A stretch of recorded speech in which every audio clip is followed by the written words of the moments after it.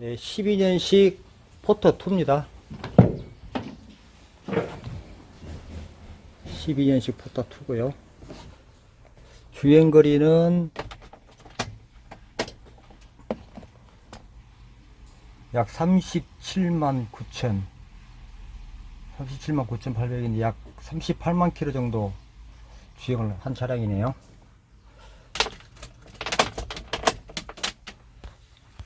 오늘은 좀 바빠서 또 촬영 계획이 없는데 또 뭐 촬영할 그런 또 건수도 아니고 안 하려고 했는데 이런 문제로 이 정비업소에서도 굉장히 전화 문의가 많이 와요. 생각해보면 아주 간단한 건데 이렇게 안 하시는 것 같아요.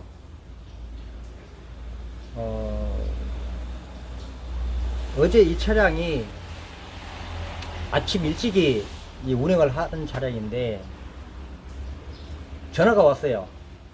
갑자기 운행 도중에 시동이 꺼졌다고.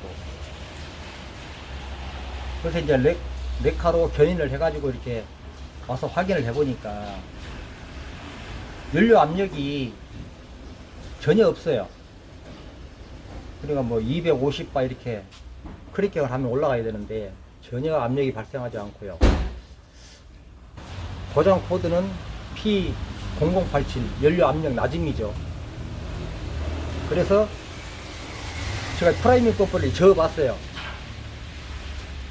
저어보니까 전혀 이 느낌이 좋지 않아요. 걸렁걸렁해요. 압력이 전혀 발생하지 않았는데, 그래서 프라이밍 펌프가 문제인가 싶어서 프라이밍 펌프를 이제 교체를 했어요.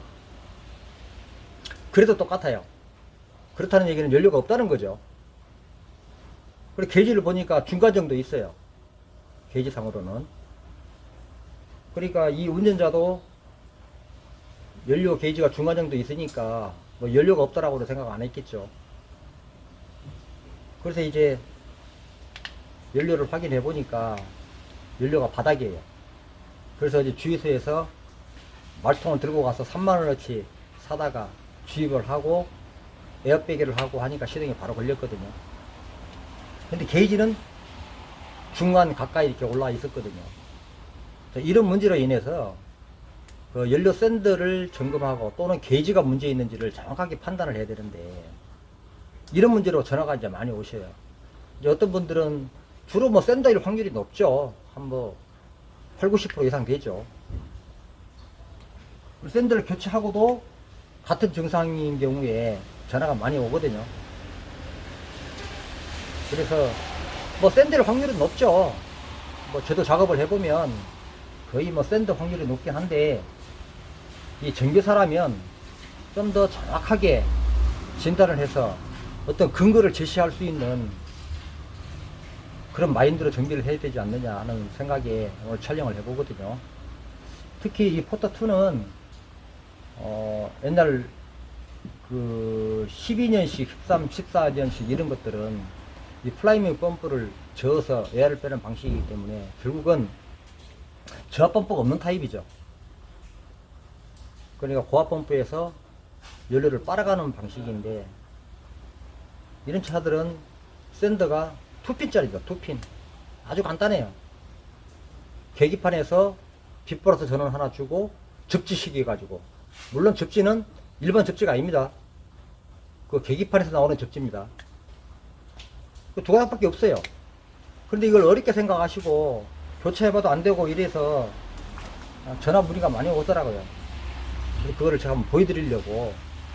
지금 이 차량이 게이지가 한 중간 정도 올라가 있었는데 제가 탱크를 내리는 과정에서 상부에 그 단자가 있으니까 탱크를 내리지 않고는 확인할 수가 없으니까 좀 내리기 위해서 연료를 좀 빼다 보니까 한 절반 정도 있는 것 같더라고요.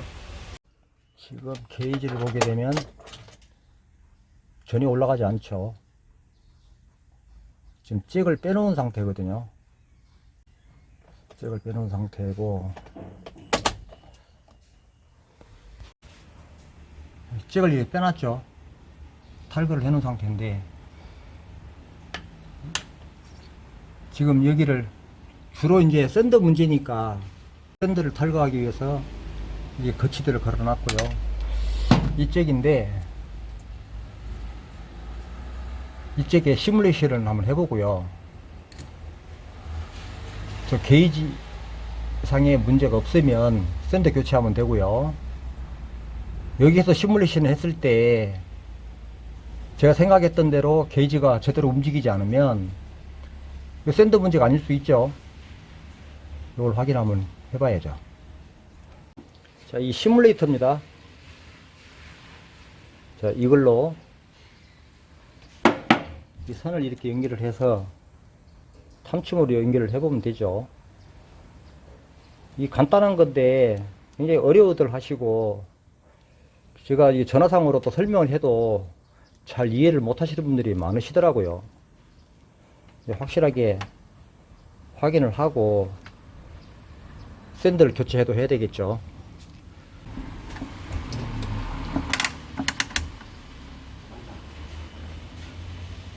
지금 풀로 올라가 있어? 일본 말로 이빠이 풀로 올라가 있죠. 좀 줄여볼게요.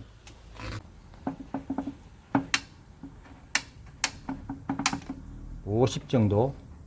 많다. 아직도 서서히 내려온다고. 좀 기다려야 돼. 조금 떨어지고. 자, 50 정도.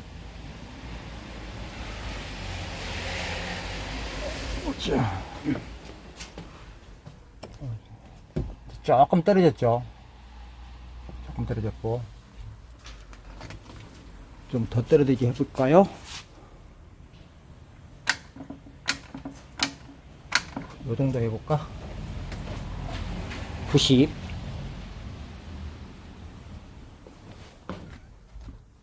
자, 서서히 떨어지죠.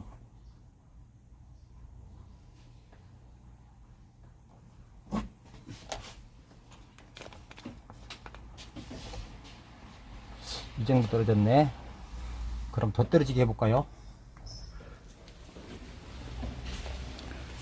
그러면은 요거를 원위치하고 이렇게 하고 150 정도, 50, 150 정도.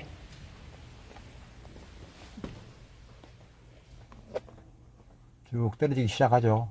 중간 이하로 떨어졌네요. 어제 연료가 이만큼 있었더라고요. 처음에 견인회가 왔을 때 연료가 이 정도를 지시하고 있더라고요. 이렇게 볼까? 요 정도를 지시하고 있던데, 그러니까 연료가 없는 걸 몰랐죠. 실제 연료는 바닥이었는데 계기상으로 연료가 충분하게 있으니까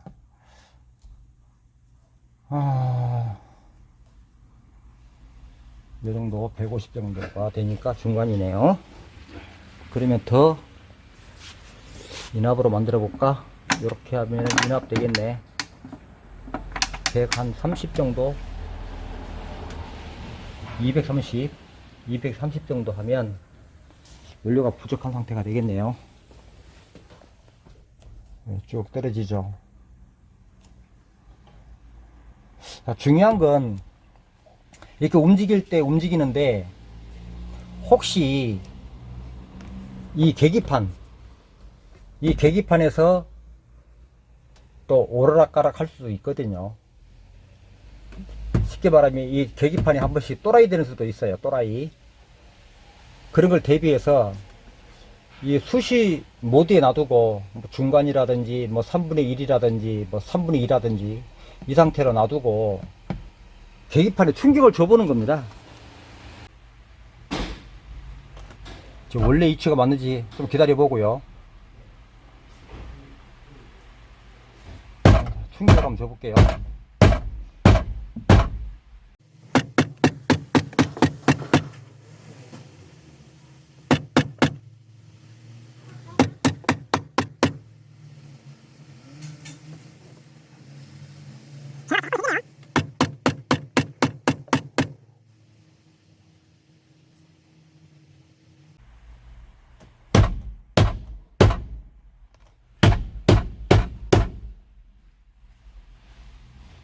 자, 조금 더 올려볼까요?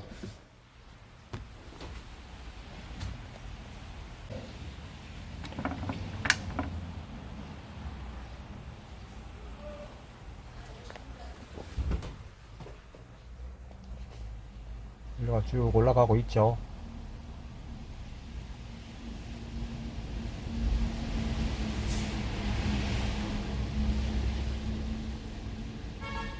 레벨을 유지한 상태에서 또 충격을 줘 볼게요.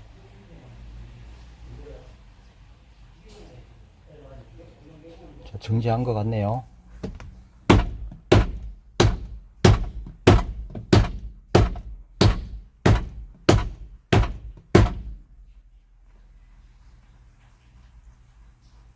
그대로 있고요.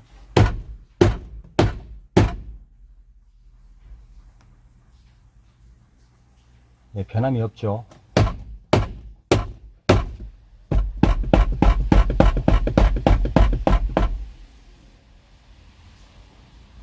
예, 그대로죠. 좀 더 이번에는 풀로 올려볼까요? 이 정도 하면은 풀로 올라갈 겁니다.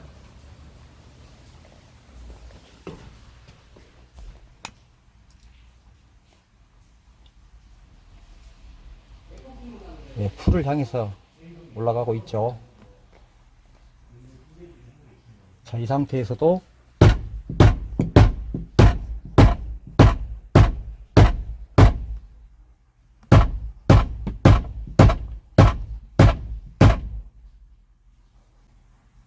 예, 전혀 이상이 없네요. 예, 풀 그대로 있죠.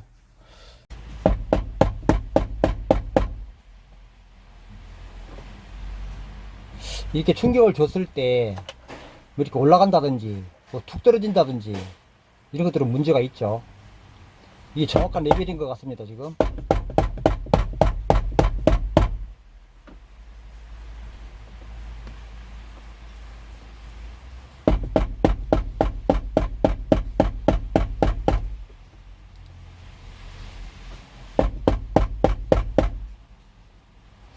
예, 이상은 없는 것 같네요. 변화가 없죠. 어제 이 정도 레벨에 있었거든요.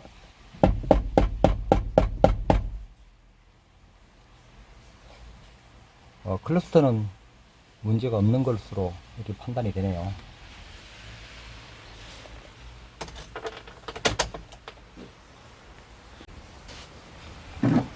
지금까지 테스트를 해본 결과 여기 배선에서부터 클러스터까지는 아무 이상이 없다는 거죠. 결론적으로 연료 탱크에 있는 레벨 센서가 문제가 있는 건데 교체하면 되겠죠. 이렇게 꼭 시뮬레이션을 통해서 정확하게 진단을 하고 샌드를 교체해야 됩니다. 간혹 이 연료 샌드를 교체하고 안 돼서 전화 오시는 분들이 더러 많으시더라고요. 이거 확인을 꼭 하셔야 됩니다. 자, 그리고 또 잠깐 제가 설명을 드리자면 이 가변 저항이거든요. 뭐 이거 모르시는 분은 안 계실 겁니다. 가변 저항인데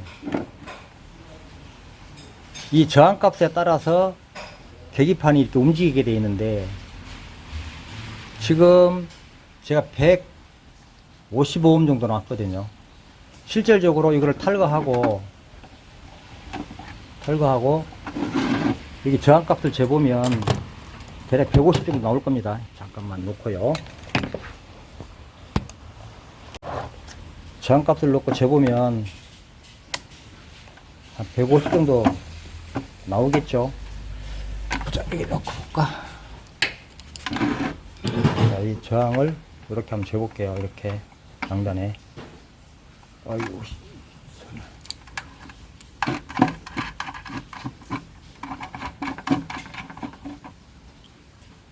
이렇게 해서 이렇게 이거 한번 좀 잡아줘봐. 한 손으로 촬영하고 한 손으로 하려니까 잘 안 되네. 자, 한쪽만 잡아줘봐.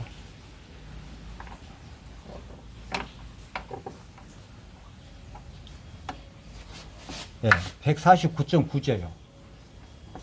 약 155옴 정도 나오거든요. 155옴 정도. 155옴. 이럴 때 여기에서 저항값을 낮추게 되면, 이 저항값이 작아지게 되면 게이지가 올라가거든요. 다시 말하면 뜨개가 위로 뜨면 저항값이 작아지는 구조로 되어 있습니다. 그렇게 되면 계기판에서는 약 10V 정도 전압이 걸려 있던 게 뭐 풀로 올라가게 되면 뭐 1V 아니면 0.9V, 8V, 0.8V 이렇게 적어지거든요.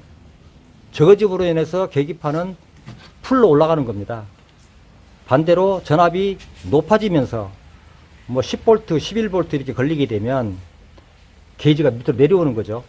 이때 저항값도 같이 커지는 겁니다. 그러니까 저항값이 커지게 되면 전압은 같이, 저항값이 커지게 되면 전압도 같이 올라가는 거죠. 그래서 연료가 부족한 쪽으로 이렇게 내려오게 되고요. 뜨기가 위로 뜨면 전압값이 작아지면서 전압값도 같이 작아지는 거죠. 그래서 게이지는 풀로 올라가게 되어 있습니다. 이렇게 정확하게 시뮬레이션을 한 상태에서 작업을 해야 오진이 없죠. 잭을 당겨봐. 잭을 하나 둘 네, 됐어. 그 정도.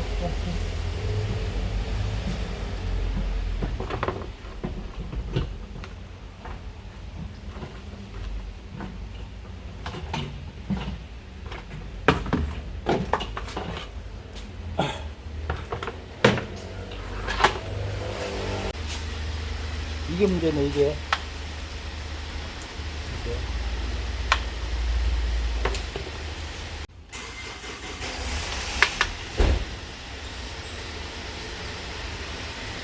플레이트,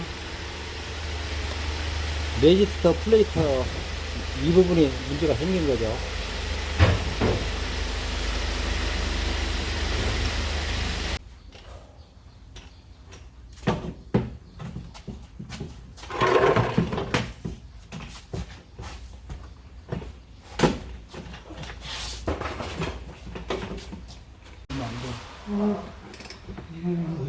됐어. 됐어.